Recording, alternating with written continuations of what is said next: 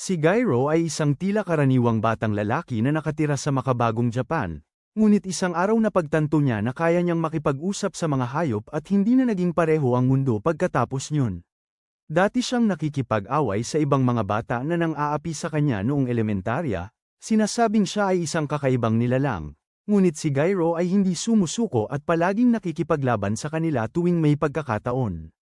Isang araw siya dumating, bumalik mula sa isa pang laban sa paaralan at umupo sa tabi ng kanilang aso na si Mackay, na mahinahong nagtatanong kung nakipag-away na naman siya, at sumagot si Gairo na tinatawag siyang kakaiba ng mga bata sa paaralan, kaya wala siyang magagawa kundi makipaglaban. Maingat na nakikipag-usap si Mackay sa kanya, sinasabing huwag niyang masyadong bigyang pansin ang kanilang mga salita dahil balang araw ay maiintindihan niya kung gaano kabigani ang kanyang pagkatao.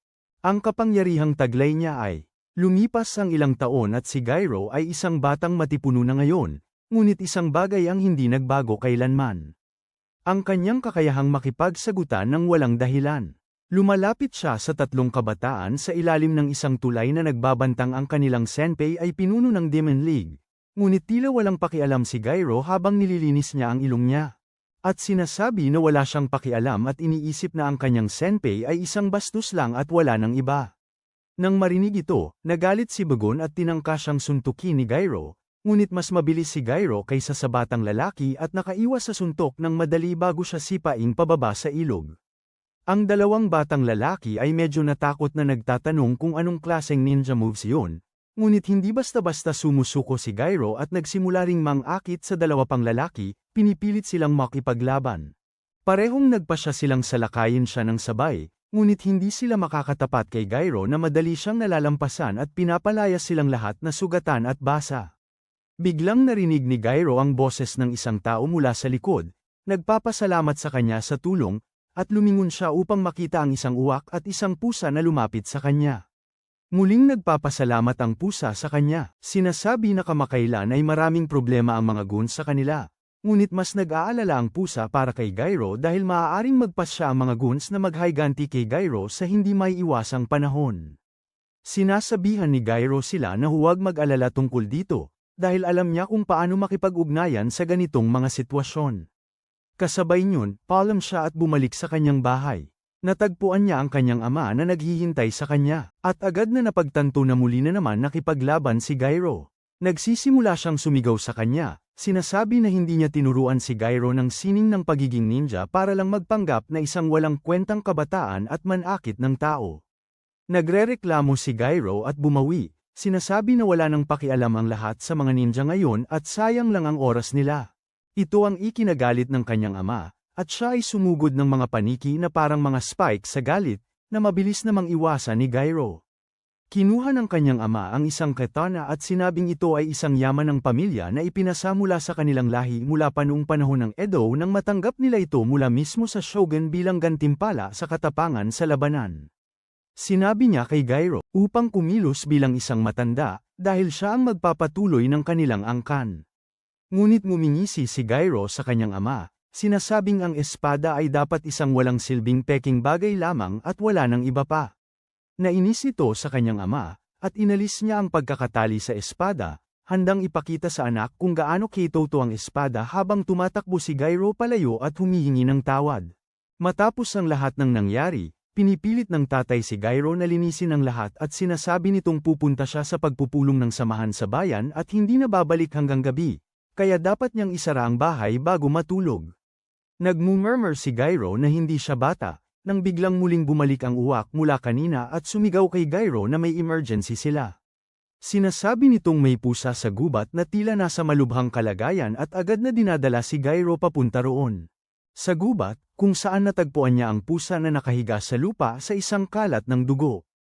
Napagtanto ni Gairo na buhay pa rin ang pusa sa kabila nito at nagtatanong kung ano ang maaaring naging sanhi nito. Tinawag niya ang pusa upang tiyakin na buhay pa ito, at biglang may nangyari sa loob ng kaluluwa ng pusa, na para bang isang demonyong nilalang ang nagising. Binabalik ni Gairo ang pusa sa bahay at pinapalakas ito hanggang sa unti-unting makabawi ng lakas at sa huli ay magbukas ng mata.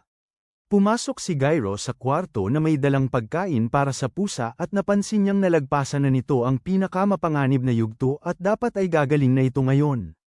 Tinanong niya ang pusa kung ano ang pangalan nito, sinasabi na kahit mga palaboy na hayop ay may sarili nilang pangalan. At tumugon ang pusa ng sarkastiko na kahit sabihin niya ang pangalan niya, sobrang bobo ng mga tao para maintindihan ang ibang wika. Hindi alam ni Gyro na marunong siyang makaintindi ng usapan ng hayop, at ito ay nakapagpapalakas ng loob sa pusa kaya nagtago ito sa ilalim ng kama, ayaw lumabas.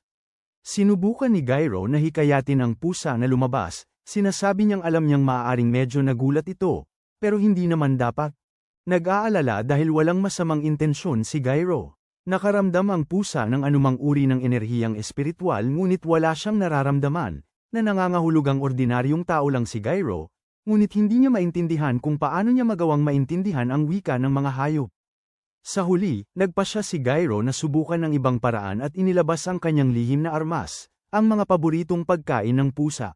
Hindi nagtagal ay lumabas ang pusa at nagsimulang kumain ng pagkain, habang si Gyro ay nakaupo sa tabi niya, masaya sa sarili. Pagkatapos kumain, tinitigan ng pusa si Gyro at sinabing hindi siya isang pusa, kundi isang immortal na nagngangalang Rago. Tinatawag din sila ng mga tao na Mononoke. Nalilito si Gyro, ano ba ang sinasabi ng pusa? Ngunit ipinaliwanag ni Rago na ang mga Mononoke ay mga mahiwagang nilalang na kayang magbago ng anyo bilang tao o hayop ayon sa kanilang nais, at karamihan sa mga tao ay hindi alam ito. Ang iba sa kanila ay nakikisama sa mga tao, habang ang iba naman ay mas gustong manirahan mag-isa sa mga bundok o kagubatan. Tinanong ni Gyro kung paano siya nasugatan, at sumagot si Rago na inatake siya ng isang ibang Mononoke. Tinanong ni Gyro kung paano nangyari yun, at sumagot si Rago na wala siyang magandang ideya. Alam lang niya na matagal siyang natulog ng malalim, at ginaisang siya mula sa kanyang pagkakatulog at natagpuan ang sarili na ganap na napalibutan. Nais nilang humingi ng tulong niya, ngunit tumanggi si Rago kaya't nagsama-sama sila at pinagsasapak siya hanggang halos mapatay. Tinanong ni Gyro kung bakit hindi niya sila tinulungan, dahil isa rin silang Mononoke, ngunit sumagot si Rago na kinamumuhian niya ang mga tulad yun, mga parasitang nagtatago ng kanilang kahinaan sa likod ng mas malakas. Nakadama ito ng hiya kay Gyro, habang sinasabi ni Rago na marahil hindi naman talaga siya naniniwala sa kanya kaya wala nang pakialam. Tinatanggap ni Gyro na sa ngayon ay wala sa kanya ang anumang kahulugan nito, ngunit hindi ibig sabihin yun na hindi siya maniniwala kay Rago. Sinasabi niya na kaya niyang makipag-usap sa mga hayop, na sapat ng kakaiba, kaya hindi niya kailangang maniwala sa isang bagay na kasing kakaiba ng Mononoke. Bandang huli ng gabi, binibigyan ni Gyro si Rago ng malinis na pal-aigo upang masigurong malinis siya, at napapansin niya na ang mga sugat ni Rago ay ganap ng gumaling. Sinasabi niya na ngayon ay naniniwala na siya na hindi siya isang ordinaryong pusa, dahil dati akala niya na nagsasalita lang ang pusa ng walang kwenta gaya ng ginagawa ng maraming tao kapag malapit ng mamatay. Sinasabi niya na paalala sa kanya si Rago ng kanyang dating aso na si Nachi, kahit na magkaiba sila ng ugali, dahil si Nachi ay isang napakabuting aso. Sinasabi niya na noong mga panahong yon, madalas siyang binubuli at lagi siyang nakauwi na may mga gasgas at hiwa. Hihingi si Nachi ng tulong kay Gyro para tulungan siyang maligo, at habang ginagawa yon, nakakalimutan ni Gyro ang lahat ng nangyari sa araw at muling nakakapagpahinga. Bandang gabi, natutulog si Gyro at bandang 12:00 ng madaling araw, bumaba si Rago sa bintana at nagpaalam kay Gyro, sinasabing may utang siya sa kanya. Salamat sa pagligtas niya sa buhay niya. Pero sa ngayon, kailangan niyang umalis. Bumaba si Rago mula sa bintana at napagtanto na kahit na gumaling na ang kanyang mga sugat, hindi pa rin siya kasing lakas ng dati. Bago pa siya makalakad palayo, lumitaw si Gyro sa likod niya na nakanganga at nagtatanong kung saan pupunta si Rago. Labis itong ikinagulat ni Rago, na nagtatanong kung paano niya nakayanan bumaba ng ganun kabilis. Hindi talaga interesado si Gyro na sumagot at tinanong kung saan sa tingin ni Rago siya pupunta sa ganoong kalagayan. Sabi ni Rago na wala siyang pakialam, at sinagot ni Gyro na siya ang nagligtas sa kanya. Sabi ni Rago na hindi niya hiningi ang pagliligtas, ginawa ni Gyro lahat ng kusa niya, at saka, hindi sana niya alintana kung mamatay man siya noon sa gubat. Tinanong ni Gyro kung bakit niya nasabi yon, at muling sinasabi ni Rago na wala itong kinalaman si Gyro. Nagalit si Gyro at sinabing hindi niya papayag ang umalis si Rago hanggat hindi siya nasasagot. Ngunit ito'y ikinainis ni Rago na humarap ng punong-puno ng demonyong enerhiya habang sinasabi kay Gyro na tumahimik at matulog na bago niya gawing personal na scratch ang post ang kanyang lalamunan. Sinasabi niya kay Gyro na hindi niya dapat kalimutan na siya ay isang Mononoke, isang espiritu na kumakain ng tao, kaya't mas makabubuting makalayo siya mula sa kanya sa lalong madaling panahon. Nagulat si Gyro nang marinig yun at sa sandaling yun ay may ibang boses na hamarang sa kanila. Lumingon si Gyro at napansin ang isang malaking lalaki na nakatayo sa bakuran kasama nila. Napagtanto ni Rago na nawala ang kanyang pagkakataon, upang tumakbo palayo habang si Gyro ay humarap sa malaking lalaki, at nagtatanong kung gusto niyang pumasok sa bahay ng iba nang hindi inaanyayahan. Sinasabi ng lalaki na dapat isara ni Gyro ang kanyang bibig dahil malapit nang siya'y kainin. Sa halip niyon, ginawang demonyo ang kanyang braso at sinubukang hatiin si Gyro sa dalawa. Ngunit pinakawalan ni Rago si Gyro mula sa kanyang pagkakahawak at tinulak siya palabas, saka tumakbo papunta sa gubat, pinipilit ang malaking. Naghabol si Mononoke sa kanya. Sobrang gulat si Gyro kaya hindi makagalaw habang sinubukan ni Rago na makalayo sa hayop, alam niyang ang kailangan lang gawin ay makalayo ng kaunti. Ngunit dahil sa kanyang mga sugat, hindi siya ganap na malakas at binagsak siya ng malaking Mononoke mula sa ere pababa sa lupa. Nagtatawa si Mononoke kay Rago, sinasabi na hindi siya masyadong humanga sa alamat na bituin ng kapahamakan, si Rago, at sinabihan siyang sumama ng mahinahon dahil ayaw niyang pumatay ng kapwa Mononoke. Nainis si Rago at nagsimulang magbuga ng demonyong enerhiya habang sinasabi na ang gusto lang nilang gawin ay kunin ang kanyang mga kapangyarihan. Kaya kung handa silang ialay ang kanilang mga buhay para makuha ito, malugod nilang siyang kukunin pabalik. Naghahanda na ang parehong demonyo para sa isang labanan, ngunit sa sandaling magtatagpo na sila, biglang lumitaw si Gyro na may dalang espada at sinaksak ang braso ng lalaki, pinilit siyang umatras habang nagsisimula itong damyugo. Nagulat si Rago at tinanong si Gyro kung balak niyang mamatay at sinabihan siyang tumakas. Sabi ni Gyro na kung mamamatay si Rago ngayon, magiging walang saysay ang lahat ng ginawa niya upang iligtas siya, at ayaw niyang mangyari yun. Galit na sinasabi ni Rago sa kanya na umalis na dahil hindi ito isang palitan ng suntok sa kalsada ng mga bata, pero huli na ang lahat. Nagalit ang dambuhalang demonyo at nagbago into isang kakaibang halimaw na parang malaking Bigfoot. Namangha ang malaking halimaw dahil tila hindi apektado si Gyro sa kanyang napakalaking sukat o sa katotohanang siya ay isang demonyong kumakain ng tao, kaya't agad niyang inatake si Gyro upang subukan kung ano ang kaya nitong gawin. Sa tingin ni Rago, tapos na si Gyro, pero sa kanyang gulat, nakatakas si Gyro at lumitaw sa likod niya na may dalang espada. Ang hindi inaasahan ni Gyro ay sobrang bilis ng halimaw nang bigla siyang lumitaw sa likod niya habang nasa ere at tinusok siya gamit ang daliri, na parang isang kebab. Nagsisimula ng magdugo si Gyro, pero sinubukan pa rin niyang ihampas ang kanyang espada, ngunit masyadong mabilis ang halimaw at muli siyang naiiwasan. Bumagsak si Gyro sa lupa sa isang lawa ng kanyang sariling dugo at nagsimulang lumabas ang buhay mula sa kanyang mga mata. Lumapit si Rago sa kanya na labis na nabigla, iniisip kung gaano kaibang tao si Gyro. Nagligtas siya ng isang Mononoke nang walang dahilan at handang ialay ang kanyang buhay para iligtas ang isang halimaw na kakainin siya kapag nagkaroon ng pagkakataon.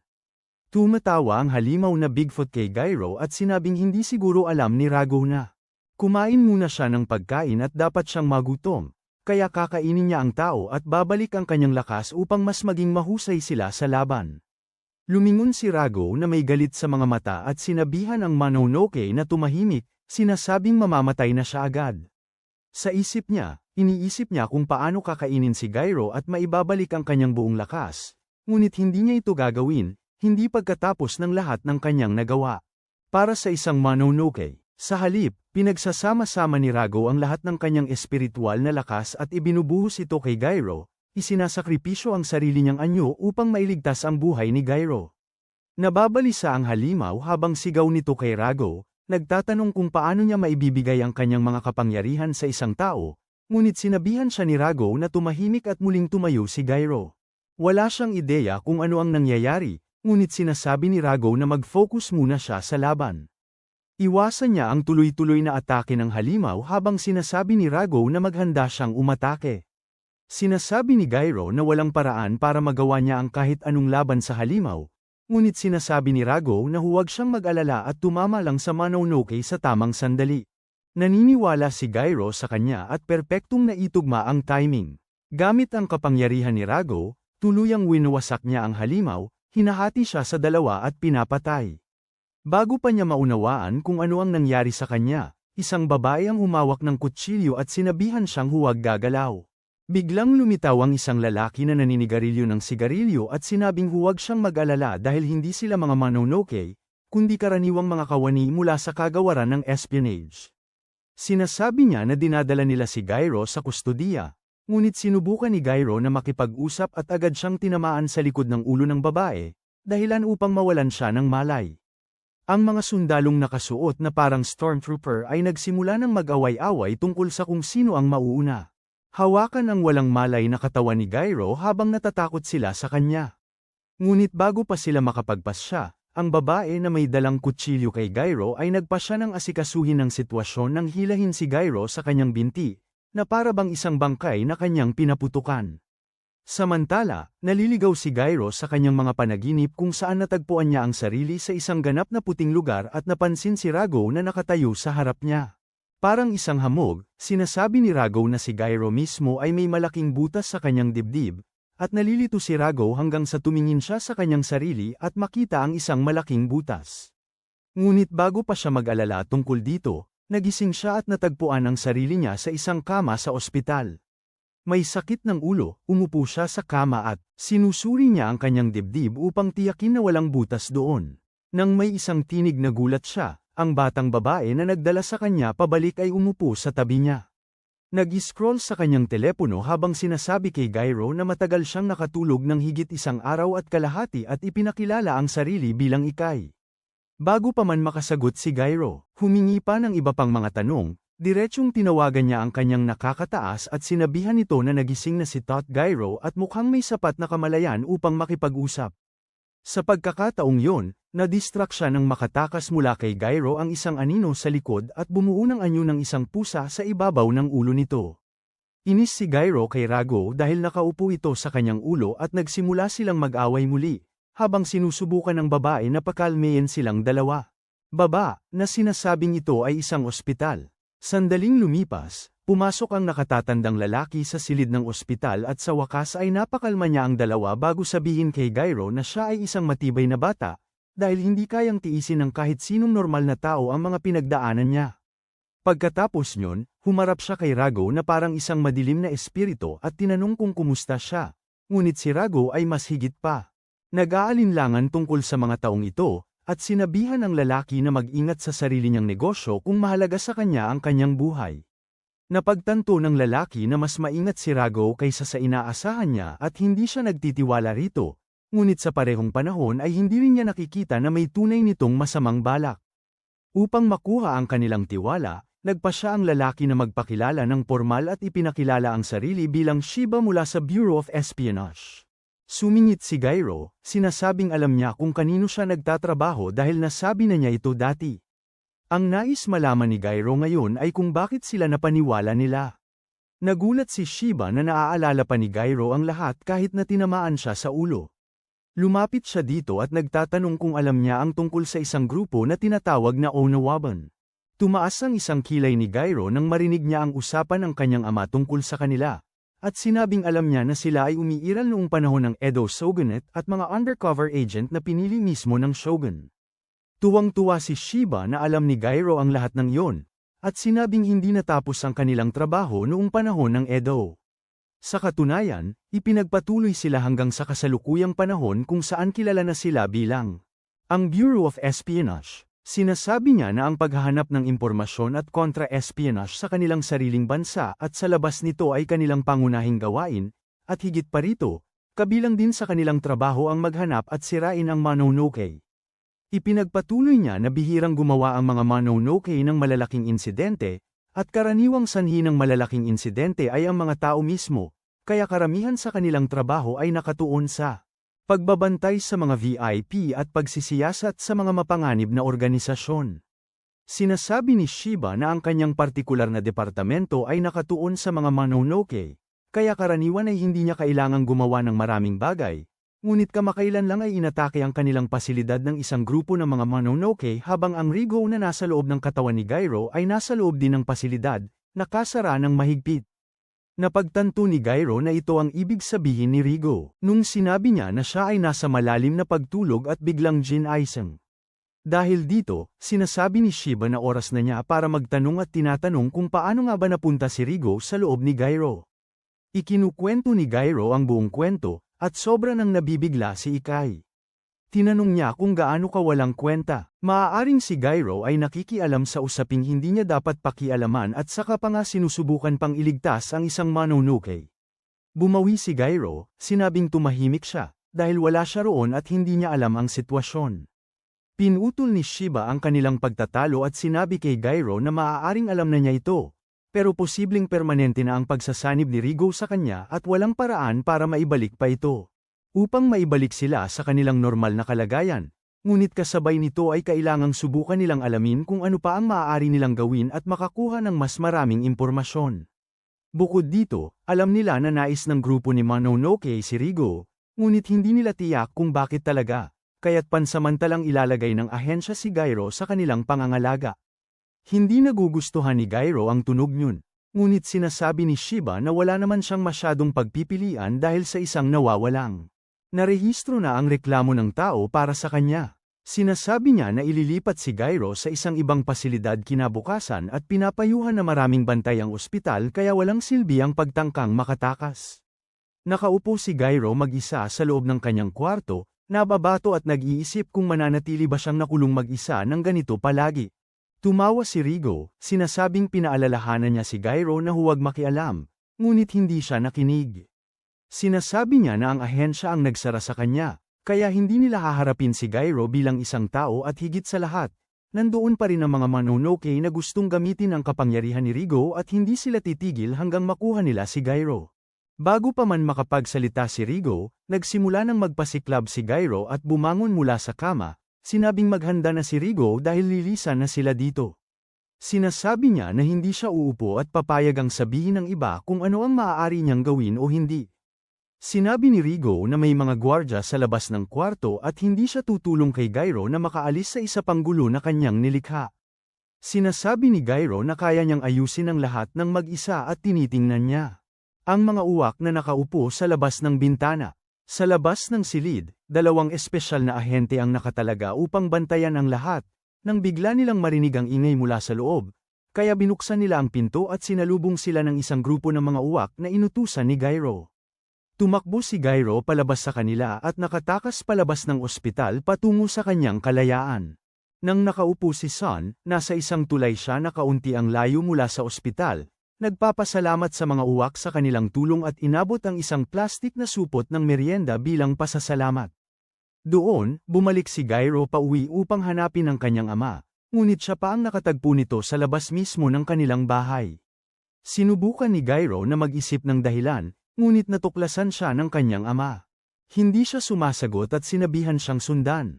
Sinusundan ni Gyro ang kanyang ama na nagtuturo sa kanya sa isang walang tao na lugar at nang tanungin ni Gyro kung bakit niya dinala siya dito, tinamaan siya ng suntok sa mukha, na nagpagulong-gulong sa lupa.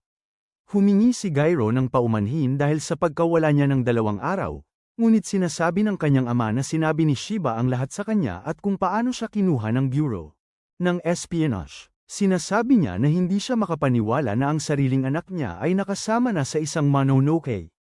Nagulat si Gyro at tanong kung paano niya nalaman lahat ito, at sumagot ang kanyang ama na alam niya ang lahat dahil dati siyang kasapi ng Bureau of Espionage. Biglang pumasok si Rago sa labas ni Gyro sa kanyang espiritual na anyo. Sinasabi na nakaramdam siya ng kakaiba tungkol sa matandang lalaki at sa kanyang nakamamatay na balak, at ngayon ay alam niya kung bakit ganoon ang pakiramdam niya. Sumagot ang matanda na hindi niya hahayaang gamitin siya ng Bureau o ng isang Mononoke. Kaya sa halip ay papatayin niya si Gyro at si Rago bago niya isagawa ang sariling pagpapakamatay. Sa ganitong paraan, nagsimula siyang magpaliwanag ng lakas habang si Gyro ay walang ideya kung ano ang gagawin. Pumutok sa galaw ang kanyang ama at sinubukang tumama ng sipa gamit ang palakol, ngunit umiwas si Gyro. Ngunit hindi pa rin sapat iyon dahil nilapitan siya ng matanda bago pa makapag-react si Gyro at tinamaan siya ng sunod-sunod na suntok na hindi niya napigilan. Bumagsak siyang muli sa lupa, duguan mula sa bibig at humihingal ng malalim, habang sinasabi ng matanda na natutunan ni Gyro ang sapat para sa sariling depensa. At kailangan pa rin siyang sanayin upang maging isang ganap na mandirigma. Ngunit mananatiling pangarap ang pangarap na iyon. Sa kabila nito, bigla siyang kumilos at tumalon upang tapusin si Gyro. Ngunit hamarang si Rago at ginamit ang kanyang espiritual na kuko upang harangin ang atake at itulak pabalik ang matanda. Sinasabi niya kay Gyro na talagang balak siyang patayin ng matanda kaya dapat niyang seryosohin ito. Nagalit si Gyro at sinabing huwag munang lalabas si Rago hanggat hindi niya sinasabi. Naalala niya noong bata pa siya at umaakyat sa puno para iligtas ang isang kuting, pero hindi niya alam kung paano bababa. Palaging nandyan ang kanyang ama upang seluhin siya sakaling magkamali. Lagi siyang pinapagalitan tungkol dito, ngunit palagi namang nandoon ang kanyang ama. Tinitigan siya ng matandang lalaki ng nakakatakot, sinasabi na sa loob ng maraming taon ay nakipaglaban siya laban sa kanyang mga kapanalig at sa mga Mononoke sa Shadow Realm, isang kalawakan na para ng impyerno mismo. At ginawa niya ang lahat ng kanyang makakaya upang matiyak na mapalayo si Gyro sa bagay na yun. Ngunit ngayon ay nasira niya ang kanyang plano nang makialam siya sa mga bagay na hindi niya dapat pakialaman. Ngumiti si Gyro, sinasabing wala siyang pagsisisi at nangangakong makakalabas siya sa sitwasyong ito ng mag-isa. Nainis ang matandang lalaki at mabilis na umatake upang suntukin siya, ngunit sa halip na umiwas, sinuntok niya ito gamit ang ulo upang subukang pabagalin ang lakas ng suntok. Ngunit sobrang lakas ng matanda at napaatras si Gyro. Sa kabutihang palad, nakabawi siya sa ere at muling nakatayo, dugo ay dumadaloy pababa sa kanyang noo. Napagtanto ng matanda na hindi si Gyro, handa siyang bumaba kahit pamamatay siya, at nagpa siya na wala na siyang magagawa tungkol dito. Tinatanggap niya ang pagkatalo, sinasabi na siya ang kulang sa determinasyon. Bago siya umalis sa lugar, pagdating ng gabi, si Gyro ay nasa kanyang hot tub, nag-e-enjoy sa pag-soak nang sabihin ni Rigo sa kanya na huwag masyadong magmadaling tumakbo papunta sa kamatayan dahil kung gagawin niya yon, magiging ganap na walang saysay ang pagliligtas ni Rigo sa kanyang buhay. Walang kabuluhan. Ngumiti si Gyro at tinawag si Rigo, ang kanyang kasama, na sinasabing magkasama na silang dalawa ngayon. Samantala, nakatanggap ng tawag ang matandang lalaki mula kay Shiba, na nagpapasalamat at nagsabing nag-aalala sila noong nakatakas si Gyro mula sa ospital, ngunit kung nasa bahay siya, dapat ay maayos na lahat. Siya, sinasabing magpapadala sila bukas ng isang sasakyan para sunduin si Gyro, dahil magiging isa na siya sa kanila, at isang taong labis nilang kailangan. Kinabukasan, maaga siyang nagising upang ayusin ang lahat, habang tinatanong ni Rigo kung sa tingin niya ay magandang ideya ito. Si Gyro naman ay parang hindi masyadong nag-iisip ng mabuti tungkol dito, ngunit pinayuhan siya ni Rigo na wala siyang ideya kung sino talaga ang mga taong ito, at ngayon nahawak niya ang kapangyarihan ni Rigo bilang magaling. Siya ay isang uri lamang, at wala silang ideya kung ano ang maaaring gawin o hindi gawin ng mga taong ito sa kanya. Ngumisi si Gyro, nagtatanong kung nagsusumamong malambing na si Rigo sa kanya, ngunit agad namang sinabihan ni Rigo na tumahimik. Nang matapos niyang ayusin ang lahat at bumaba upang makipagkita sa kanyang ama, dumating si Ichai na mukhang inis na inis, sinasabi na nandito siya bilang kanyang bantay at kasama, upang masiguro na hindi siya gagawin ng isang kabaliwan tulad ng pagtakas. Ipinapakita niya sa kanya na nakapila ang sasakyan ng kumpanya sa labas at sasakay siya sa likod kasama niya. Naiinis si Gyro sa paraan ng pagtitig nito sa kanya na para bang insekto, at umiikot siya upang magpaalam sa kanyang matandang lalaki bago umalis kasama si Ichai. Sinabihan siya ng kanyang ama na huwag mamatay, at sinasabi ni Gyro na hindi ganoon kadali pumatay sa kanya bago siya umalis sa kanilang bahay upang simulan ang kanyang bagong paglalakbay. Pagpasok nila sa truck at nagsimula itong humandar, nilagyan ni Ichai si Gyro ng isang pares ng mga manual, na nagpataka sa kanya habang tanong niya kung bakit siya tinatrato na parang isang bilanggo. Nagtataka si Ichai ng malakas, bakit nga ba niya nagawa ang ganito sa kanya? Trabaho niya ang mag-escort sa hangal na ito, at sinasabi na pakiramdam niya ay isang bilanggo siya dahil sa totoo lang, bilanggo nga siya. Nalilito si Gyro at nagtatanong kung ano ba talaga ang sinasabi niya. Sagot ni Ichai na ang ahensya ay isang ahensya na ginawa upang labanan ang mga Mononoke, at sa kasalukuyan, siya ay kalahating tao at kalahating Mononoke, kaya technically, Wala siyang ibang magagawa kundi maging isang bilanggong Mononoke para sa kanila. Sinasabi niya na wala siyang ideya kung ano ang nakikita ng mga nakatataas sa kanya upang maglaan ng ganitong maraming resources, ngunit seryoso siya sa kanyang trabaho at gagawin niya ang lahat ayon sa nararapat. Tumingin si Gyro sa kanya at sinabing mabait lang siya sa kanya dahil babae siya, at kung lalaki siya, matagal na niyang naayos ang usapan. Ito ay nagalit sa kanya nang saktan niya ang pader ng truck sa tabi ng kanyang mukha, na nagdulot ng dent at nagpang-inig sa kanya. Sinabi niya na may dalawang bagay siyang kinamumuhian, ang una ay ang mga Mononoke, at ang pangalawa ay mga sexes na gago tulad ni Gyro. Sabi niya sa kanya na para sa kanya hindi siya kahit kailan nag-e-exist, kaya mas mabuting tumahimik na lang siya upang magawa niya ang kanyang trabaho. Sa kapayapaan, biglang lumitaw si Rigo sa tabi ni Gyro, sinasabing tumahimik na ang babae, dahil gusto niyang matulog, pero halata namang hindi siya papayagan ng dalawa na makatulog. Tumingin siya sa babae, sinasabing talaga namang kulang ang tauhan ng opisina kung kaya nilang magpadala ng isang babae lamang. Tumingin si Ichai kay Rigo nang may pagkadismaya at sinabing hindi siya nakikipag-usap sa maruruming Mononoke. Ngunit nagpapatuloy si Rigo, na sinasabi na mayroon pa siyang ibang mga isyo na kailangang harapin sa ngayon. Samantala, ang dalawang driver na nagmamaneho ng truck ay nagsisimula ng pumasok sa isang lugar na tila napapalibutan ng makapal na hamog. Isa sa kanila ang nagtatanong kung bakit sobrang dami ng usok dito, ngunit sinasabi ng driver na papunta sila sa isang bundok, at maaaring nagmumula ang hamog mula roon. Biglang ang driver, nakakita siya ng nakatayo sa gitna ng fog sa kalye. Lumingon siya upang sabihin ito sa katabi niyang lalaki, ngunit nang lumingon siya, nakita niya na may isang lalaking may kakaibang salamin na tinanggal ang ulo mula sa katawan ng kaibigan niya. Sa loob ng likod ng truck, biglang nakarinig sila ng isang sigaw, at isang malakas na pag-alog na nagtulak sa kanila upang mahulog ng husto habang nagsisimula ng magpalet-palet ang mga ilaw. Naiisip ni Ichai na may malaki nang nangyaring mali. Tumayo siya at sinabihan si Gyro na manatili sa loob ng truck habang siya ay lalabas upang imbestigahan, at sinubukan ni Gyro na humangal, ngunit isinara niya ang pinto at bumaba. Tumingin siya sa paligid at napagtanto na nakapasok na sila sa spectral mist zone. Siya ay nagsimula ng magtaka kung paano niya nagawang magkamali ng ganito kalaki nang bigla siyang makarinig ng isang boses mula sa likod at makita ang lalaking nakasuot ng kakaibang salamin na nakaupo sa ibabaw ng isang dambuhalang nilalang nakahawig ng isang hayop na nilamon ang dalawang driver. Sinasabi niya na sobrang excited siya para sa misyon na ito, umaasang makakuha ng magandang laban-laban sa bureau, ngunit ang nakuha lang niya ay dalawang walang kwentang driver at isang gwardya na babae. Naiinis si Ichai, nagbubulong na lahat ng lalaki ay misogynistic at sexist na mga gago, bago tumapik sa kanyang relo at magbago sa kanyang porma panglaban.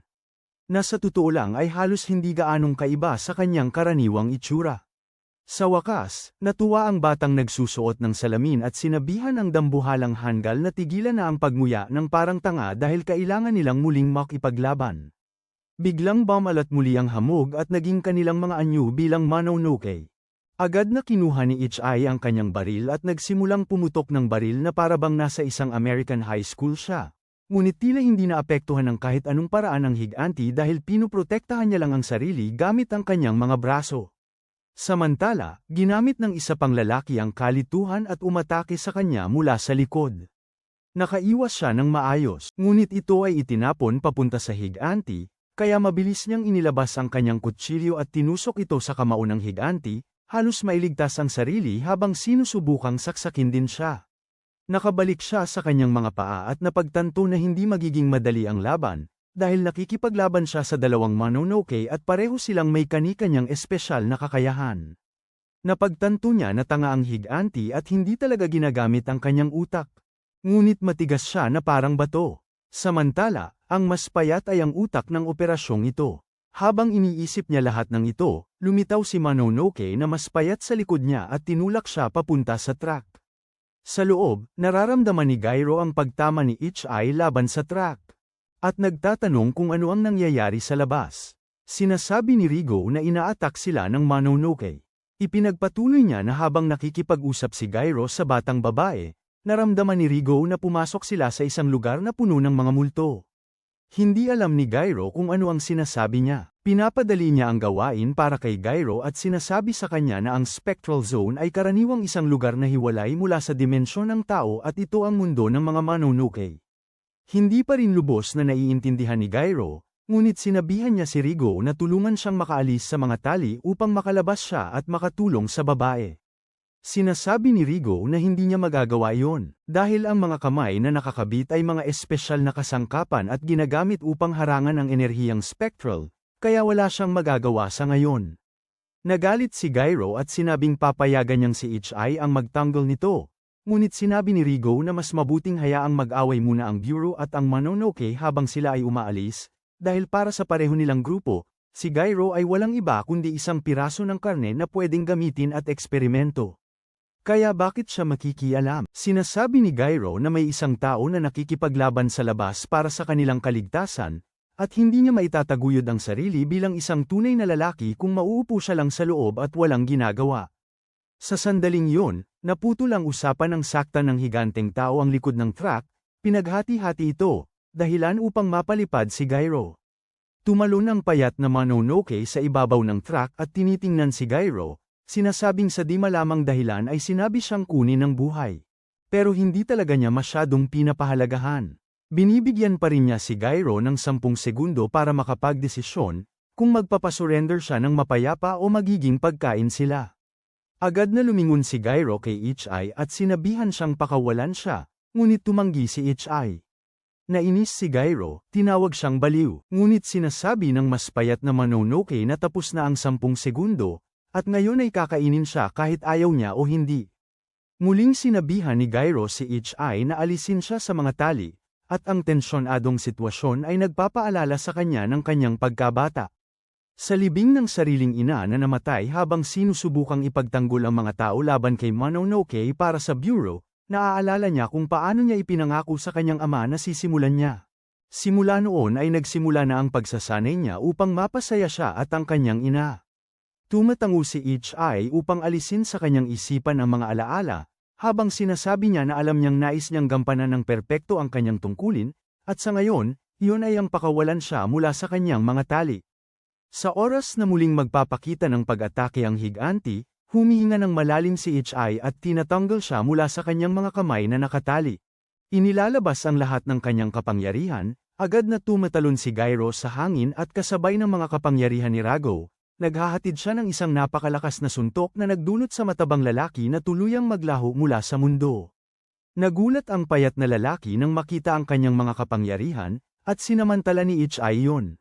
Lumitaw siya sa likod niya at pinutol siya ng husto gamit ang kanyang blade. Bumangon si Gyro at sinabihan si Ichai na nakipaglaban siya para sa kanila at nilabanan niya upang tulungan siya, kaya't pantay na sila.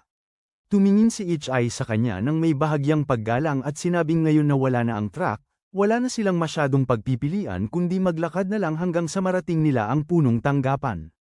Aabutin sila ng isang buong araw bago nila marating ito. Kinabukasan, ginaisang ni Gyro ang sarili sa tabi ng pantalan at nagsimula magsepilyo habang iniisip ang lahat ng nangyari sa kanya tungkol dito.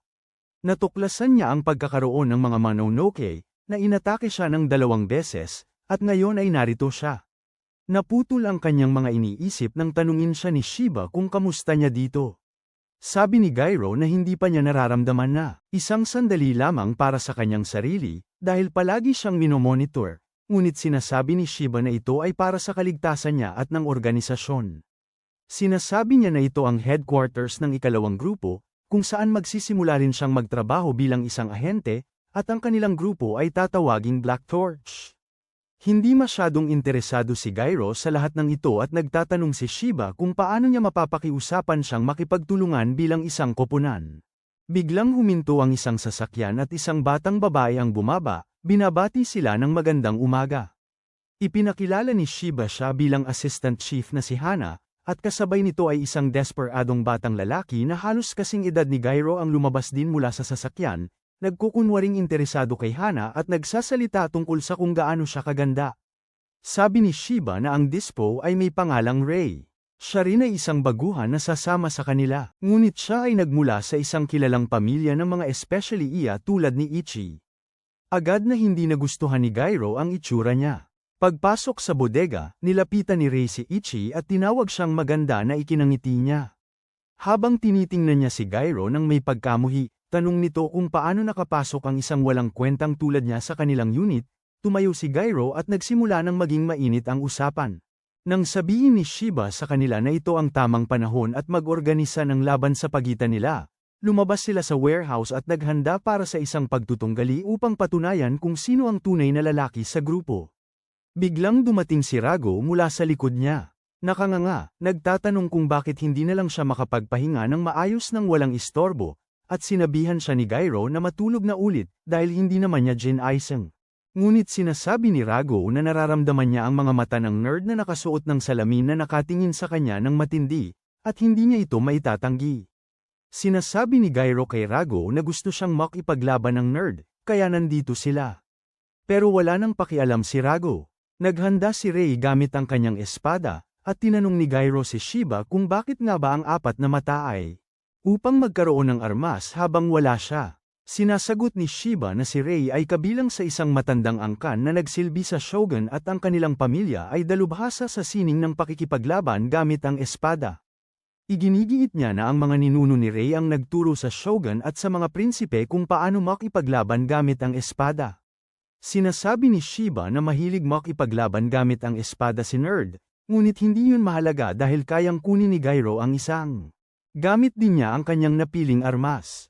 Masaya si Ray na sinasabi kay Gyro na huwag mag-atubili at gamitin ang bagong armas na nakuha niya, itinuturo kay Rago. Sagot ni Gyro ay sinasabi niyang hindi si Rago isang armas, at isa lamang siyang pusa, na walang kinalaman sa laban dahil ito ay pagitan lamang nila. Lumingon si Gyro kay Rago at sinabing huwag makialam habang naglalaban sila. Sinasabi ni Rago na wala siyang pakialam at babalik na siya sa pagtulog. Kasabay nito, naglalaho siya. Biglang bumaba si Ray ng kanyang espada sa lupa at humarap, sinasabing hindi magiging masaya ang ganitong paraan. Si Gyro ay nalilito at sinasabi ng nerd na ito ay isang kahinaan, dahil kung lalaban si Ray gaya ng kanyang karaniwang sarili, matatapos agad ito at hindi rin magiging masaya para sa mga nanunood. Sinasabi niya pa na isasara niya ang mga mata niya para mas maging patas ang laban. Labis itong ikinainis ni Gyro kaya't naghahanda siya, sinasabing papatayin niya ang mukha nitong pwedeng pagtawanan, habang pinapanood ng mga nanunood na tumatakbo si Gyro papunta kay Ray. At tumalon sa hangin na handang saktan siya sa likod ng ulo, habang nakatitig si Ray sa dagat na nakapikit ang mga mata. Nagtataka si Ichi kung ginagawa niya ito para hindi maunawaan ni Ray ang kanyang mga hakbang, ngunit naniniwala si Shiba na masyadong mainit ang ulo ni Gyro upang mag-isip ng mabuti, at si Ray ay may higit pang ika-6 na pakiramdam, isang 360 degree na kamalayan na nagsisilbing pader ng mga talam. Sa tamang pagkakataon, humarap si Ray. Paligid, kinuha niya ang kanyang espada sa bilis ng kidlat, at tinamaan si Gyro sa mukha, dahilan upang matamba siya sa lupa. Nakaramdam si Hena ng awa kay Gyro, habang si Ray ay nagsasalita ng walang tigil tungkol sa kung paano nila dapat tapusin ang laban dito mismo, na para bang kung magpapatuloy pa sila, maaaring mapahamak si Gyro dahil hindi niya kakayanin ang mga suntok na ganito. Ngunit sinabihan siya ni Shiba na tumahimik at tingnan ang nasa likod niya. Lumiko si Ray upang makita na nakatayo na muli si Gyro, pinupunasan ang alikabok sa kanyang katawan, sinasabing isa lamang itong gasgas at wala nang iba. Kailangan sumang-ayon si Ray na may malaking katatagan si Gyro. Sinasabi ni Gyro na matagal nang binubugbog siya ng kanyang lolo mula pa noong bata siya, kaya hindi makakatulong ang munting pakikipaglaban ni Ray. Anumang bagay, ang marinig na tawagin ang sining ng pakikipaglaban gamit ang espada na isang laro ay nagpapasigaw kay Ray, dahil sinasabi niya na ang sining na ipinagkaloob sa kanya ay matagal nang nasa kanilang pamilya sa loob ng mga siglo, at ito ay ang sining ng pumatay. Ang paggalang dito ay isang paglabag na may kaparusahan ng kamatayan. Ngumingiti lang si Gyro at sinabihan ang nerd na ihanda na at parusahan siya kung kaya niya. Napapansin ni Shiba na may isang kawili-wiling mangyayari, kaya sinabihan niya si Hena na mag-record ng maayos. Muling umatake si Gyro sa nerd, tulad ng ginawa niya noong nakaraan, at naisip ni Ray na ganito ang ugali ni Gyro, lagi niyang susubukan hanggang sa maging epektibo, pero hindi ito magiging kapaki-pakinabang laban sa kanya. Nagpasya si Ray na tapusin na ito sa isang malakas na saksak, ngunit sa kanyang gulat, nang saksakin niya si Gyro, nabali ang kanyang espada sa dalawa, at sinalubong siya ng isang malakas na suntok sa mukha na nagtulak sa kanya pababa sa lupa habang umaagos ang dugo mula sa kanyang bibig. Iniisip niya kung paano maaaring nangyari ito, at napagtanto niyang si Gyro ang may layuning sirain ang kanyang espada mula pa noong una. Noong unang beses siyang tinamaan, inaaral niya ang atake, at nang sinubukan niyang ulitin ito. Pareho pa rin ang nangyari, naiposisyon ni Gyro ng perpekto ang kanyang counter sa ikalawang pagkakataon. Tumawa si Gyro at sinabing ngayon ay pantay na sila, ngunit wala na siyang gamit niyang tungkod na dati niyang tinatawag na espada. Tinanong niya kung nais nitong aminin ang pagkatalo, ngunit mas matibay ang nerd kaysa sa inaakala niya dahil nililinis muna nito ang sarili at ibinabalik ang kanyang salamin bago tumakbo pabalik para makipagbakbakan uli. Nagsisimula silang magpalo sa isa't isa, nagtutulakan ng mga suntok, at paulit-ulit na tinatamaan ang mukha ng isa't isa, hanggang sa pareho silang mapatalo. Makalipas ang ilang sandali, nagising ang nerd at nakita si Gyro na nakaupo sa lupa malapit. Sinabi ni Gyro sa nerd na kakagising lang niya ilang minuto ang nakalipas. Ibig sabihin nito ay pantay ang laban, ngunit aminin ng nerd na si Gyro ang unang nagising. Ibinato ni Gyro sa kanya ang isang lata ng juice at sinabing maaaring pinatay siya ng nerd sa unang atake kung gusto niya. At ang tanging dahilan kung bakit naputol niya ang kanyang espada sa susunod na atake ay dahil gawa ito sa kahoy na kopya. Kung tunay itong espada, malamang tapos na siya. Para bang isang ginoo, tinanggap ni Gyro ang kanyang pagkatalo, at labis na nagulat ang nerd sa biglaang pagiging mature ni Gyro, ngunit lahat ng yun ay nawala agad nang subukan ng nerd buksan ang lata, at tumalsik ang soda sa buong katawan niya. Habang tumatawa si Gyro na parang baliw, sinasabi niyang binuhos niya ito ng maraming beses bago ibigay sa kanya. Binato ni Ray pabalik sa mukha niya ang derugong kin at sabay silang pumasok sa loob ng barok. Sa loob muli, mukhang nag-aalala si Hana tungkol sa dalawang batang lalaki, nagtatanong kung magiging maayos sila. Ngunit sinasabi ni Shiba na ang araw ay isang masayang aktibidad lamang. Ang tunay na pagsusulit ay magsisimula bukas sa larangan. Nagulat si Hana, sinasabi na ang dalawang bata ay pawang mga baguhan pa rin. Ngunit sinasabi ni Shiba na ang mga misyon ng live ay ang pinakamahusay na uri ng pagsasanay para sa kahit sino. Kinabukasan, nagsuot na sina Gyro, Ichi, at Ray para sa kanilang unang misyon bilang isang koponan at hindi mapigilan ni Hana ang kanyang kasiyahan habang pinapaliwanag ni Shiba ang mga gagawin nila. Sinabi niya sa kanila na pindutin ng 2 beses ang buton sa kanilang kaliwang palso at agad na magpapalit ang suot nilang kasuutan sa kanilang pang-araw-araw na damit upang makihalubilo sila sa publiko. Pagkatapos, sinabi ni Shiba kay Gyro na pindutin ng 2 beses ang buton at sa sandaling yun. Ginagawa niya yon, nagiging ganap siyang hindi nakikita ng iba. Sinasabi ni Shiba na ang pagiging invisible ay isang bagong karagdagan pa lamang at dapat gamitin ng may pag-iingat dahil mayroon itong ilang negatibong epekto sa ibang kagamitan. Sinasabi niya sa kanila na matututuhan nila ang iba pa habang ginagamit nila ito at inilalagay sila sa isang sasakyan bago sila dinala sa isang dambana. Nagtataka si Gyro kung anong ginagawa nila sa isang dambana, ngunit sinasabi ni Shiba na isa ito sa mga nakatagong lokasyon ng ahensya at nandito sila para sa ilang bagay. Sa daan, napapansin ni Gyro ang isang lalaking nakahudi na kumakain ng tsokolate na parang hayop, ngunit pinapalampas niya ang lalaki at nagpatuloy. Nakatagpo si Shiba ng isa sa mga ahente at nagsusumamo nitong payagan silang magamit ang pasilidad. Ang ahente ay medyo nag-aatubili habang sinasabi na ang koponan ng Special Operation Division 1 ay darating ngayong araw at walang magandang nangyayari kapag nagkakasalubong ang dalawang koponan. Sinasabi ni Shiba na sila ay lalabas bago dumating ang First Division. Tinanong ni Gyro si Ichi kung ano ba talaga ang First Division Team at sinagot niya na ito ay karaniwang ang pinakamahusay na mga operatiba ng ahensya.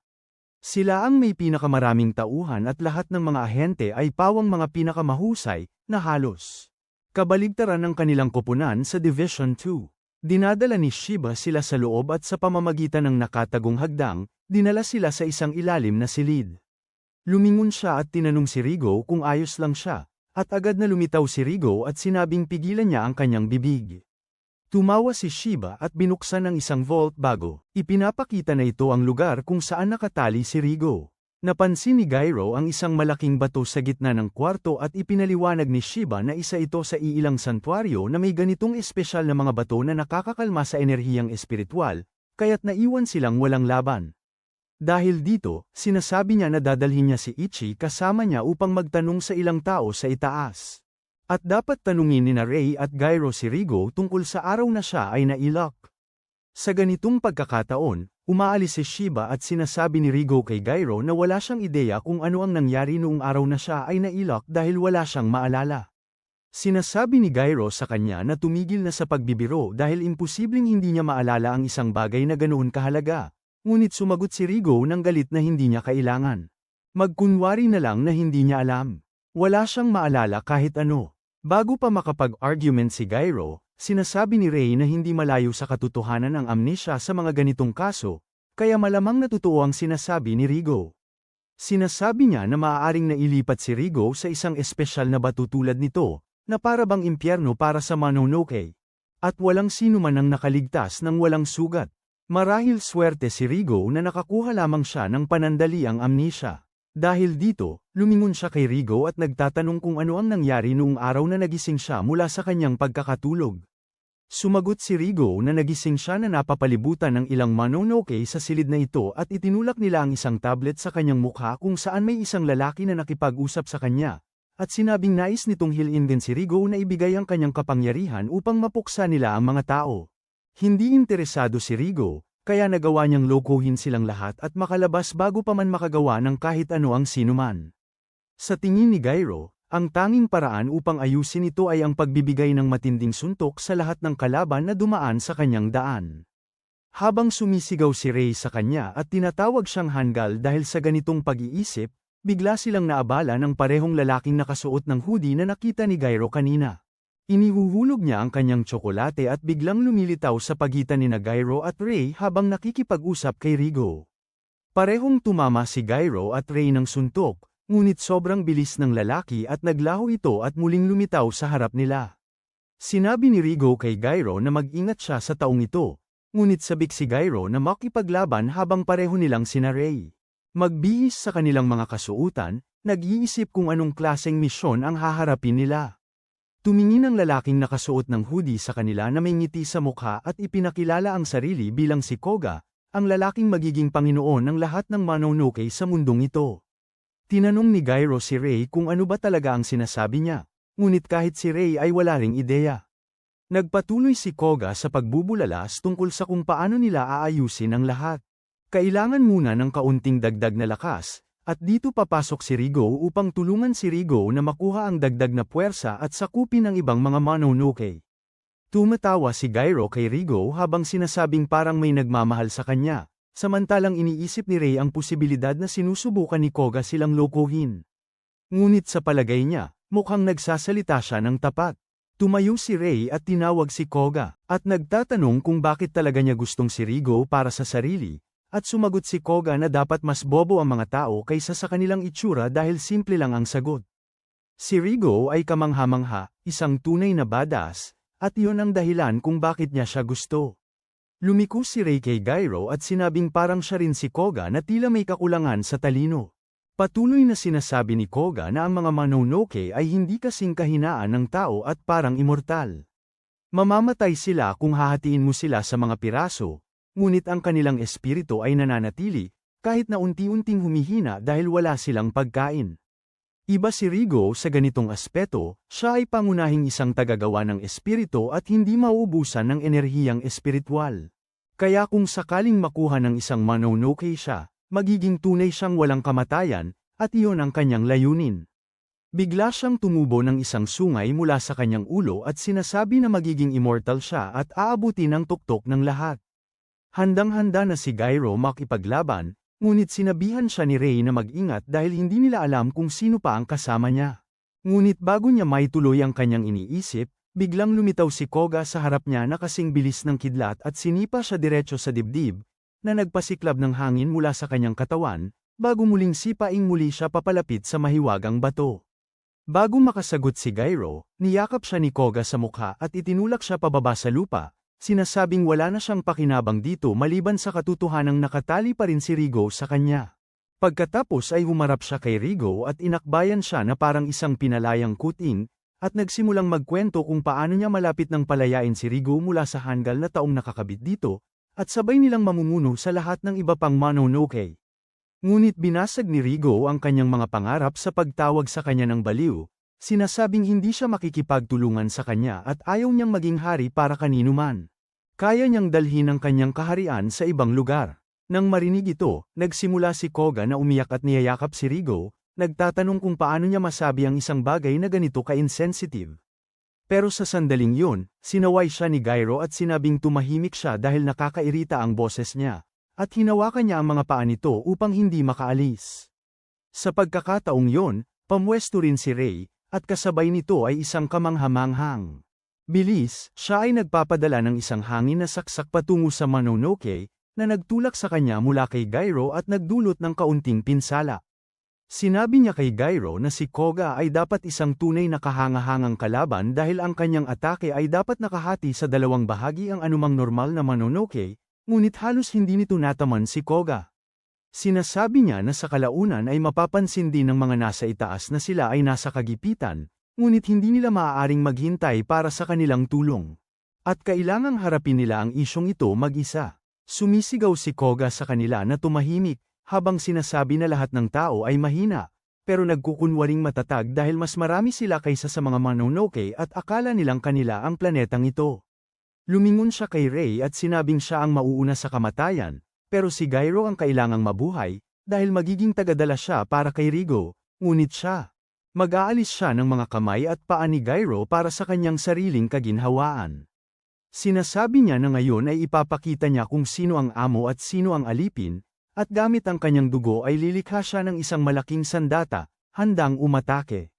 Tumatalon siya papunta sa kanila at hinihampas ang kanyang malaking sibat, habang sina Gyro at Ray ay umiwas sa paraan, sa gitna ng alikabok. Ituloy ni Koga ang kanyang pag-atake at naisip ang unahin si Ray kaya sinugod niya ito. Nagawang mapigilan ni Ray ang atake gamit ang kanyang espada, ngunit sobrang lakas nito na naputol ang espada niya sa dalawa. Dahil dito, wala nang matibay na panangga si Ray, at itinutulak ni Koga ang kanyang dambuhalang kakaibang sibat sa tiyan niya, dahilan upang maitulak siya pabalik sa lupa. Naglalabas ng dugo mula sa kanyang bibig si Ray, napagtanto na mas malakas si Koga kaysa sa inaasahan niya, ngunit dumating si Gyro upang ipagtanggol siya at sinubukang atakihin siya mula sa likod. Ngunit sobrang bilis ni Koga, at nagawang harangan ang atake gamit ang kanyang sibat, bago pa man magalit sa lakas ni Gyro at pinukul siya ng suntok pabalik, tinatanong kung nasaan ang lakas na ibinigay sa kanya ni Rigo. Ang suntok ay nagtulak kay Gyro palayo, at muling bumaba sa lupa. Lumakad si Koga papunta kay Rigo, sinasabi na sa lalong madaling panahon ay ilalabas niya ito mula sa kawawang tao, at mararamdaman nitong muli ang pagiging buhay. Ngunit nakabangon muli si Gyro, sinasabing hindi siya ang kanyang bag na ginagamit para dalhin si Rigo. Kasunod niyon, tinawag niya ang kapangyarihan ni Rigo, at pumayag si Rigo na medyo baliw nga si Koga at kailangan nitong mapalo ng mahigpit. Ang pinagsamang lakas ay lumilikha ng isang itim na aura sa paligid ng kamao ni Gyro habang tinatamaan niya si Koga ng diretso, dahilan upang sumabog ang isang malaking ulap ng alikabok. Nagulat si Ray sa lakas ni Rigo, ngunit nang bumaba na ang alikabok ay napagtanto nilang tinanggap ni Koga ang tama at medyo nasaktan siya. Ngunit nananatili siyang ganap na maayos. Muling nagsimula siyang kumilos ng kakaiba. Sinasabing pakiusap ni Gyro na ibigay na lang si Rigo dahil mahal niya ang kapangyarihang taglay ni Rigo, ngunit tumanggi si Gyro. Biglang napansin ni Koga na may paparating na mga karagdagang puwersa, at sa kasalukuyan ay hindi siya handa makipaglaban sa mga ito. Kaya't nagpasya siyang umalis muna. Sinabi niya kay Gyro na siya ay dapat alagaan niya ang bibig na yun, dahil isang araw ay maaaring ikamatay niya nito. Sa pamamagitan yun ay lumikha siya ng portal at nakalabas doon habang pumasok si Aichai kasama ang isang mas matandang lalaki na nagngangalang Tuk, na mula sa unang koponan. Nakalabas sila ng pasilidad at naupo sa labas malapit sa dambana.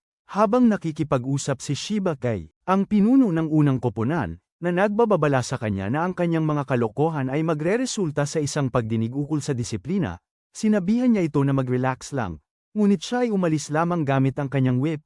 Iniwan si Shiba at ang kanyang koponan.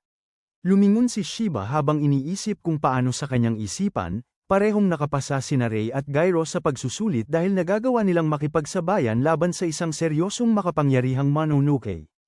Tinanong niya si Ray kung siya ay, maayos naman ako, pero hindi nagustuhan ni Rey ang kanyang performance, habang iniisip niya kung gaano siya kawalang silbi at walang kapangyarihan habang binubugbog siya ng Mononoke mula kaliwat kanan. Iniisip niya na kung hindi dahil sa kanyang uniforme, maaaring patay na siya ngayon.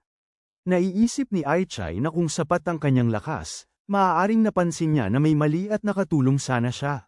Habang iniisip ni Gairo kung ano ang gusto ni Koga sa kanya at kay Raiga, sinabihan sila ni Shiba na huwag mag-alala tungkol sa nangyari ngayon lang dahil ito ay isang team bonding exercise at ngayon ay alam na niya na mas magiging mahusay silang magtrabaho bilang isang koponan. Kinabukasan ng umaga, inihanda niya sila para sa isang sesyon ng pagsasanay, sinasabing ngayon ang araw para sa conditioning, bago pa man niya maipaliwanag ng maayos kung ano ang mangyayari sa panahon ng pagsasanay. Isang batang babae ang lumitaw sa ibabaw ng pasilidad, nakangiti at tumalon pababa sa kanilang direksyon na umaasang makalilipad o kung anuman, ngunit halatang tanga siya at bumagsak agad sa lupa bago makabangon muli, sinasabi na siya ang magtuturo sa kanila ngayon. Pagkatapos nyon, umupo siya sa ibabaw ng balikat ni Shiba habang ipinaliwanag ni Shiba na ang pangalan ng batang babae ay Fuyo at isa siyang Mononoke.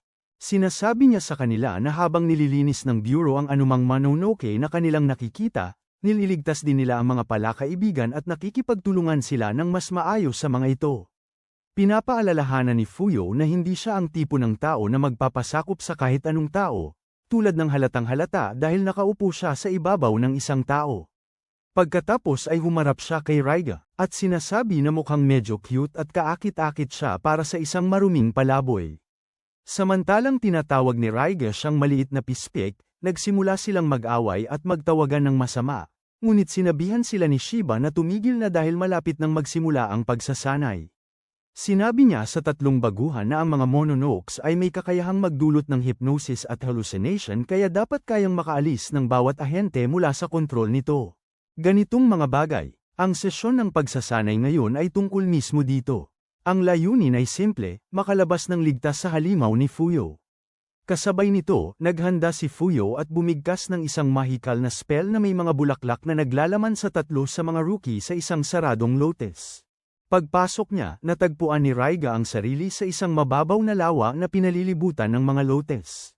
Naglakad siya ng pasulong, nagtataka kung anong klaseng mundo ito at kung paano siya makakalabas dito.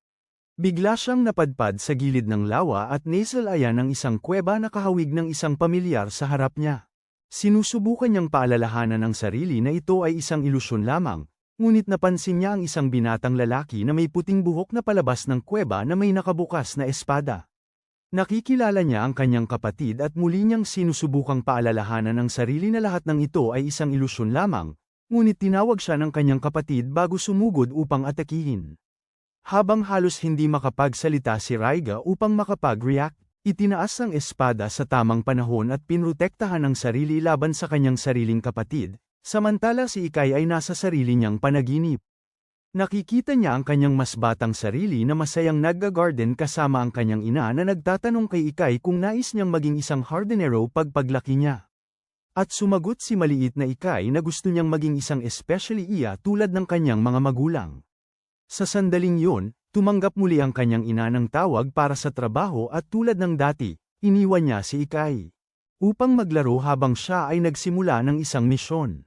Hindi niya alam na ito na ang magiging huli. Hindi nakabalik ang kanyang ina mula sa misyon at isang libing ang isinagawa, na halos hindi niya maalala dahil lahat ay parang isang malabo.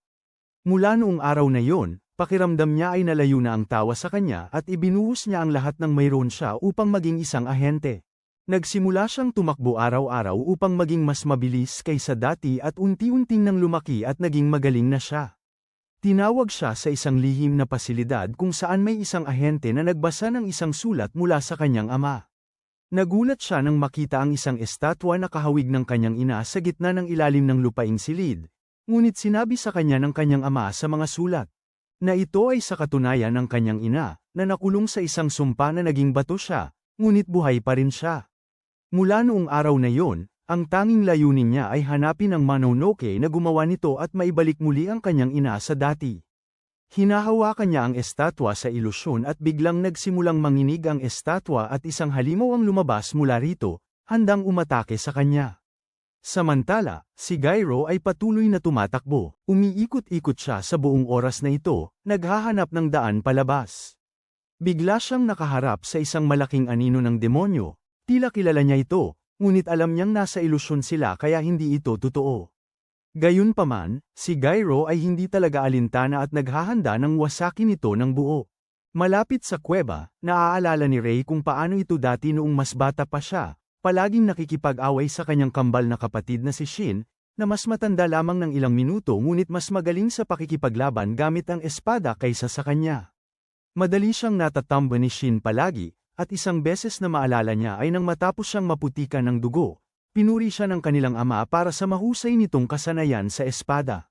Habang nasa lupa pa si Ray, tumutok si Shin sa kanyang ama, ngunit agad niyang inakyat ang kanyang kapatid at sinimulang ayusin ito. Nagbiro si Ray tungkol sa pagkakaroon niya ng panibagong peklat na kailangang itago ngayon. Habang humihingi ng tawad si Shin, sinasabing hindi naman siya magpapahirap ng sobra, ngunit naliligaw siya sa daloy.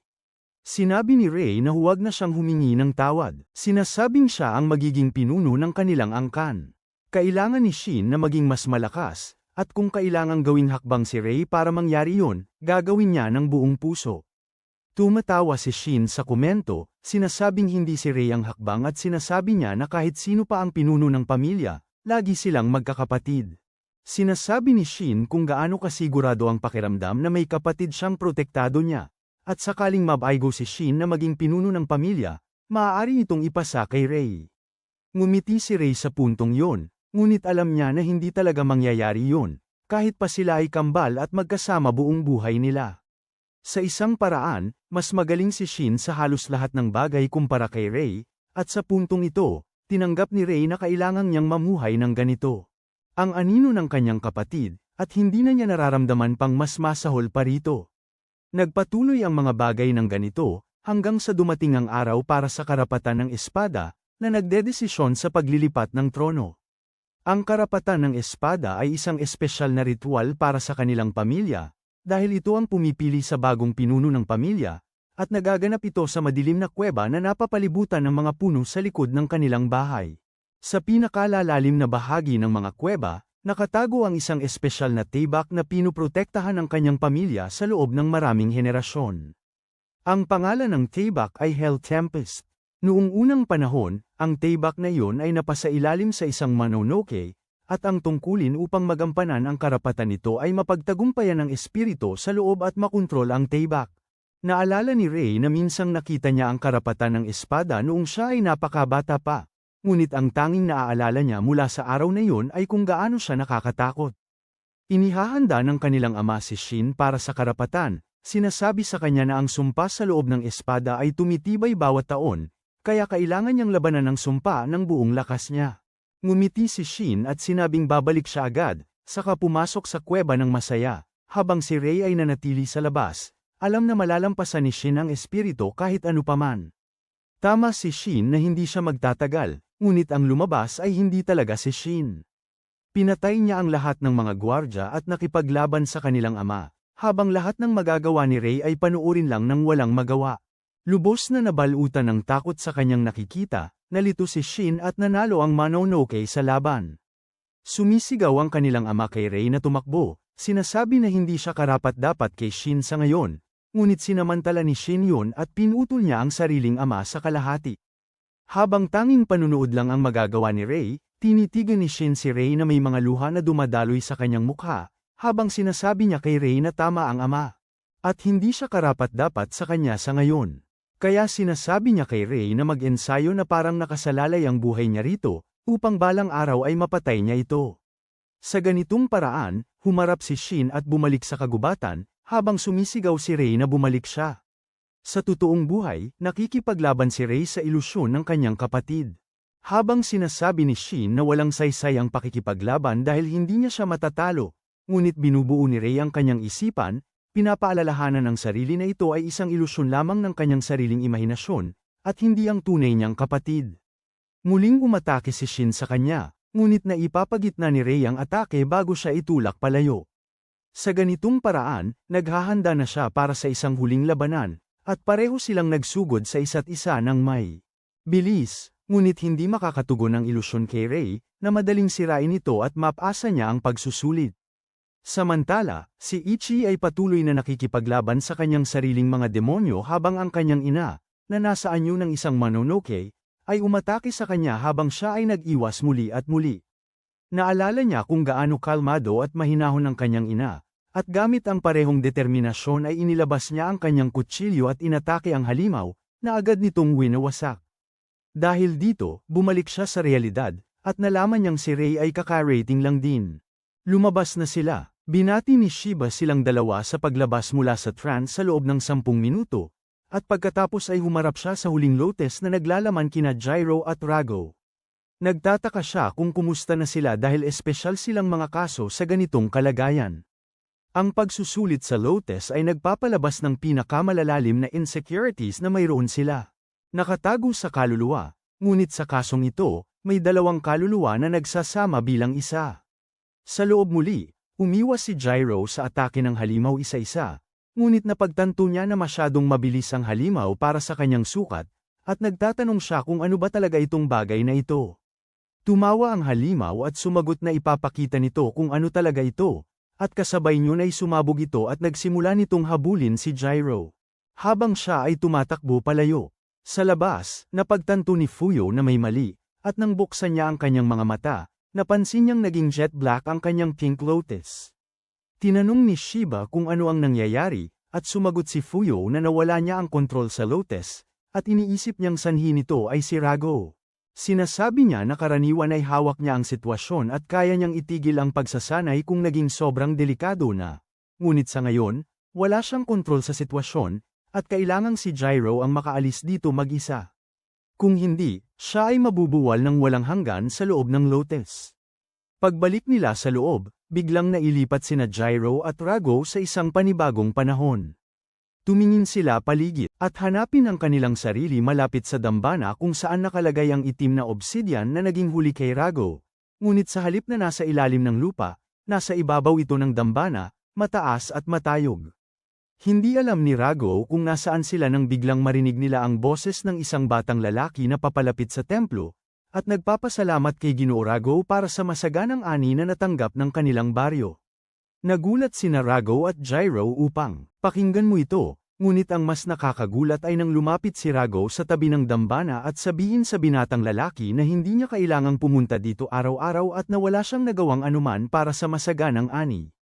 Ngumiti ang binata at sumagot na sa ibang mga nayon, naglalaban at nagpapaslang ng tao ang mga Mononoke at demonyo araw-araw, ngunit salamat kay Rago, natatakot silang pumunta dito kaya napapanatili nilang ligtas ang mga tao rito.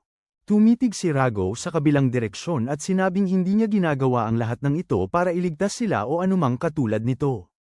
Nangyayari lang na gusto niya ang lugar na ito at nais niyang manatili dito. Sinasabi ng binata na dahil lamang sa kanyang presensya, nagkakaroon ng kasiyahan ang mga taga-nayon, at iyon ang nagpapasaya sa kanya ng sobra. Sa ganito, iniwan ng binatang lalaki ang isang labanos at ilang isda para kay Rago at umalis sa dambana, nangangakong babalik kinabukasan. Biglang napagtanto ni Gyro na tila ibang panahon na ito, at ang kanyang iniisip ay sinabi ng malakas ng demonyo, na nagsasabing nasa taong 1730 ito, bago pa man may lock si Rago sa obsidian na bato. Sinasabi niya na ito ay isang panahon. Noon, ang mga Mononoke ay hindi pa isang alamat na iilan lamang ang nakakaalam, kundi kilala sila ng husto sa karaniwang tao, dahil natatakot at iginagalang nila ang mga ito. Sa pagkakataong yun, napansin ni Gyro ang isang batang lalaki na may puting buhok na papalapit sa dambana habang ngumingiti at binabati si Rago, tinatawag siyang matandang kaibigan. Lumapit ang lalaki sa kanya, nagtatanong kung bakit kailangang manirahan siya sa isang lugar na may napakalaking patay na obsidian na bato, na halos lason para sa kanila. Ngunit pinapakain lang ni Rago ang kanyang isda, sinasabi na nakakatulong ito upang mapalayas ang ibang Mononoke sa kanyang paningin at magbigay sa kanya ng kapayapaan. Biglang napagtanto ni Rago na naaalala niya ang boses na ito mula sa isang lugar. At matapos mag-isip ay naalala niya na siya ang taong nakipag-ugnayan sa kanya agad pagkatapos siyang makalaya mula sa bato. Ang puti ang buhok. Sinasabi ng lalaki kay Rago na binabago na ng mga tao ang kanilang ugali at ngayon ay pinapatay na nila ang mga Mononoke. Mukhang hindi masyadong interesado si Rago at sinasabi niyang may ilang Mononoke na naging sobra ang yabang at pumatay din ng tao ng walang awa, kaya't hindi na ito nakakagulat.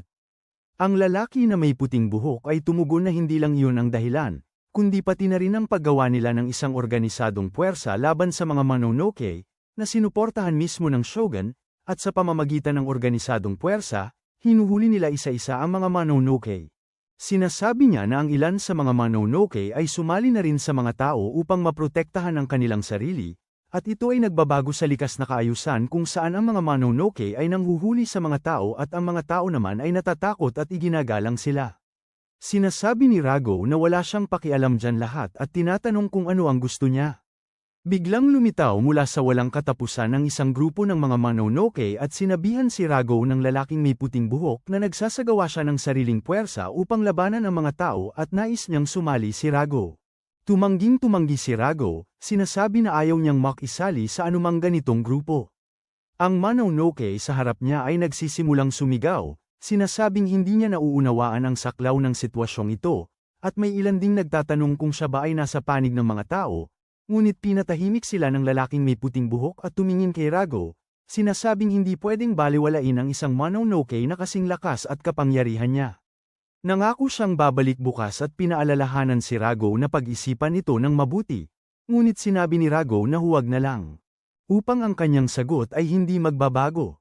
Kinabukasan, bumalik si Amagi, ang lalaking may puting buhok, sa dambana. Sinasabi na pumunta siya dito para sa kanyang sagot at malaman kung sasama si Rago o hindi. Muling sinabi ni Rago na hindi siya interesado, ngunit napansin niya ang dugo na dumadaloy mula sa kanyang kamay, habang tumatawa si Amagi at sinasabing maganda talaga ang baryo. Masagana at puno ng tao, kaya nag-almusal siya sa daan. Hawak niya ang nakahiwang ulo ng batang lalaki na araw-araw nagdadala kay Rago ng mga isda. Ito ang nagtulak kay Rago sa katinoan at siya ay naging isang dambuhalang halimaw, dahilan upang mapagtanto ni Jiro na ang halimaw na kanilang kinakalaban noon ay walang iba kundi si Rago mismo. Agad na naging Mononoke si Amagi, habang si Rago ay nagsagawa ng isang mahiwagang sumpa at pinasabog si Amagi ng walang pakundangan sa galit. Napakalakas ng lakas ni Rago na ang lahat sa paligid, ang dambana, ang bundok, ang mga kagubatan, lahat ng mga Mononoke na dinala ni Amagi, pati na ang bawat mamamayan, ay tuluyang winasak. Nawalan pa nga si Amagi ng isang braso, at nasa malubhang kalagayan, sinasabi na si Rago ay kasing lakas niya ang inisip niya. Ngunit ngayon, dahil sa pagkawasak ng buong nayon, lalabanan siya ng mga tao at sa huli ay huhulihin siya, kaya ang pinakamainam na gawin niya ay sumali sa mga Mononoke. Ngunit nag-iisip si Rago sandali, naaalala kung paano tinawag siyang tagapagligtas ng kabataan sa nayon, at sa gitna ng karahasan na kanyang nasaksihan. Nang magpasya siya na hindi pipili ng panig, nilakad niya patungo sa Death Obsidian. Sumisigaw si Amagi na tumigil, ngunit nagsanib si Rago sa Death Obsidian, isinara ang kanyang sarili sa bato para sa isang walang hanggang panahon. Muling bumalik sila sa isang estado na parang panaginip kasama ang multo ni Rago nasa harapan nila. Galit na galit siya dahil nagsanib si Rago sa isang tao at pumili ng panig nang magpasya siyang. Hindi kailanman pipili ng panig, atake ng halimaw sila. Ngunit tumatalon si Gyro palayo sa abot niya at tinatanong si Rago kung dapat na nilang tapusin ang palabas na ito. Ibinibigay ni Rago kay Gyro ang lahat niyang kapangyarihan at naghahanda silang maglaban. Sa labas, pinipilit ni Fuyo na muling makontrol ang Lotus, ngunit paulit-ulit siyang nabibigo. Biglang may bitak na lumitaw sa itim na Lotus, at isang malaking demonyong kamay ang sumabog mula sa Lotus. Sinundan ni Gyro at Rago na lumabas, galit na galit dahil sila ang huli sa pagtapos ng gawain. Maya-maya, habang umiinom ng ilang soda, ipinaliwanag ni Gyro ang lahat ng nakita niya, at napagtanto ni Shiba na nakakita sila ng talagang kawili-wiling balita.